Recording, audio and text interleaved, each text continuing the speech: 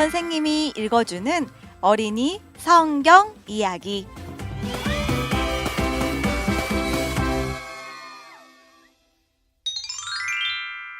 166번 이야기. 침례 요한이 죽임을 당했어요. 마태복음 14장 1절에서 13절, 마가복음 6장 14절에서 32절 말씀. 좀 오래전에 우리는 침례 요한에 대해 이야기를 들은 적이 있어요. 침례 요한은 광야에서 젊은 시절을 보냈고 사람들에게 죄를 회개하라고 설교했어요. 예수님이 오고 계시니까요.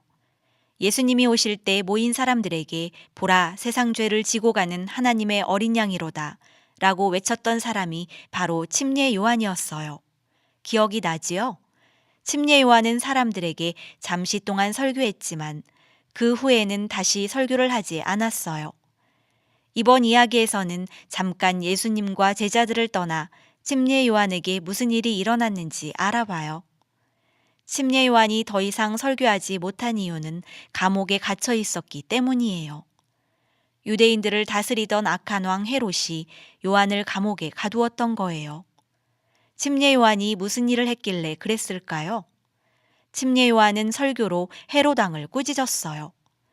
헤롯 왕이 자기 아내를 버리고 형제 빌립의 아내와 결혼했기 때문이었지요. 이 여자의 이름은 헤로디아였어요. 하나님의 율법은 누구도 다른 사람의 아내와 결혼해서는 안 된다고 말씀하고 있어요. 그래서 침례 요한은 하나님의 율법의 말씀으로 헤롯 왕에게 설교했어요. 하지만 헤롯 왕은 요한의 말을 듣기는커녕 오히려 그 이야기를 듣고 너무 화가 나서 요한을 감옥에 가두었던 거예요. 침례 요한은 벌써 1년 동안이나 감옥에 갇혀 있었어요. 헤롯 왕은 요한을 두려워했지요. 침례 요한이 진리를 말하는 하나님의 사람이라는 사실을 헤롯 왕도 잘 알고 있었기 때문이에요. 그래서 헤롯 왕은 여러 번 요한을 감옥에서 나오게 해서 이야기를 들었어요. 하나님이 자기가 어떻게 살기를 원하시는지 요한이 이야기해주면 기쁘게 들었던 거예요. 하지만 헤롯 왕은 결코 자기 죄를 회개하고 하나님의 길을 따라 살려고 하지는 않았어요. 게다가 헤롯의 아내였던 악한 헤로디아는 침례 요한을 미워해서 죽이려고 했어요. 하지만 헤롯 왕은 감옥에서 요한을 안전하게 보호했지요. 그러던 어느 날 헤롯 왕의 생일이 되었어요. 헤롯 왕은 성대한 잔치를 베풀고 그 땅을 다스리는 중요한 관리를 모두 초대했어요. 식탁에는 구할 수 있는 최고의 음식들과 풍성한 포도주가 차려졌어요. 모든 사람이 더 이상 먹을 수 없을 만큼 먹고 취할 때까지 마셨어요. 그리고 이제 모든 사람이 자리로 돌아가서 즐기는 시간이 되었어요. 헤롯 왕에게는 한 가지 생각이 있었어요. 아내 헤로디아의 딸 살로메를 불러 사람들을 위해 춤을 추게 하는 거예요.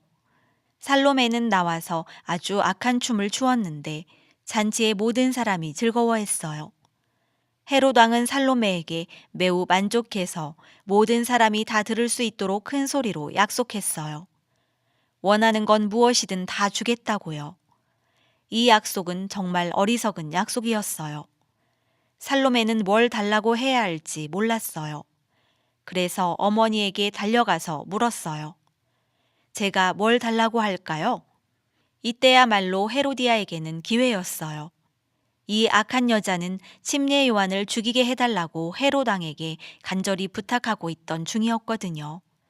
하지만 할 수 없었지요. 이제 헤로디아는 살로메 덕분에 기회를 잡게 된 거예요. 헤로디아는 딸에게 왕께 가서 침례 요한의 머리를 달라고 말하라고 일러주었어요.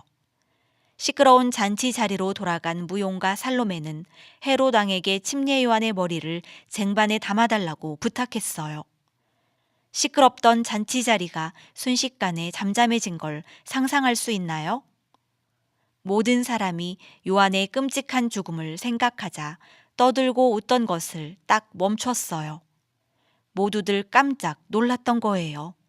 헤롯 왕도 그랬어요. 헤롯 왕은 침례 요한을 전혀 죽이고 싶지 않았어요. 그러면 이 상황에서 헤롯 왕은 어떻게 해야 할까요? 헤롯 왕은 두 가지 방법 중에서 선택할 수 있었어요. 첫째는 자기가 술을 너무 많이 마시고 한 그런 바보 같은 약속은 지킬 수가 없다고 말할 수 있었어요. 아니면 둘째는 비록 여호와의 선지자를 죽이는 일이더라도 자기가 했던 약속은 지킨다는 걸 그 잔치에 온 손님들에게 보여줄 수 있었어요. 헤롯은 둘째를 택했어요. 헤롯 왕은 군사를 감옥에 보내 침례 요한의 머리를 잘라 쟁반에 담아 살로메에게 갖다 주라고 했어요. 악한 잔치의 마지막은 너무나 끔찍했지요. 침례 요한을 매우 사랑하여 따르던 사람들은 이 끔찍한 이야기를 듣고 서둘러 감옥으로 갔어요. 그리고 요한의 시체를 가져와서 슬픔과 사랑을 담아 장사진에 주었어요. 그리고 예수님의 제자들도 이 소식을 듣고 예수님께 말씀드렸어요. 예수님은 제자들에게 잠시 쉬러 광야 어딘가 조용한 곳으로 배를 타고 가자고 말씀하셨어요. 예수님과 제자들은 몸과 마음과 영혼을 위해 휴식이 필요했던 거예요. 그리고 쉬는 동안 하나님이 이 슬픈 마음에 평화를 주시기를 기도했어요. 헤롯 왕은 하나님께 평화를 구하지 않았어요. 하나님은 하나님의 선지자를 죽인 왕에게 어떤 평화도 허락하지 않으셨지요. 헤롯 왕은 자기가 얼마나 잔인하게 사람을 죽였는지 알았어요. 그래서 날마다 그 사실이 헤롯 왕을 괴롭혔어요. 헤롯 왕은 두려워했고 완전히 낙심했어요. 그런데도 하나님 앞에서 회개하지는 않았어요. 헤롯 왕은 예수님이 가르치시고 설교하신다는 소식과 예수님이 행하고 계신 위대한 기적들에 대해 듣게 되자 예수님이 누구인지 알 것 같다고 생각했어요. 헤롯은 예수님이 죽은 자들 가운데서 다시 살아난 침례 요한이라고 생각했던 거예요. 우리는 침례 요한이 하나님과 함께 낙원에 있다는 것을 알아요.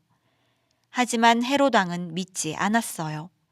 그래서 헤롯 왕에게는 평생 어떤 평화도 결코 없어요.